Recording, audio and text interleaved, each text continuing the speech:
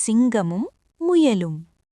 காட்டில் ஒரு கொடூரமான சிங்கம் தினமும் பல விலங்குகளை கொன்று வந்தது. உங்களை விட பெரிய சிங்கம் ஒன்று வழியில் உள்ளது என்று ஒரு முயல் தந்திரமாக சிங்கத்திடம் கூறியது.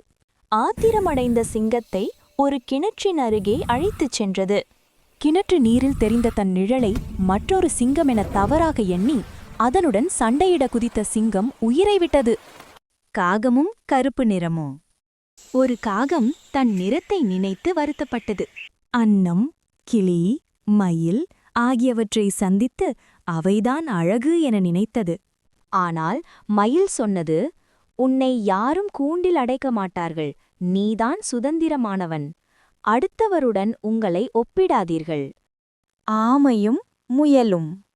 அதிவேகமாக ஓடும் முயல் மெதுவாக நடக்கும் ஆமையை ஓட்டப்பந்தயத்திற்கு அழைத்தது. பந்தயம் தொடங்கியதும் முயல் வெகு தூரம் ஓடிவிட்டு ஆமை வருவதற்கு இன்னும் நேரமாகும் என்று எண்ணி ஒரு மரத்தடியில் உறங்கியது.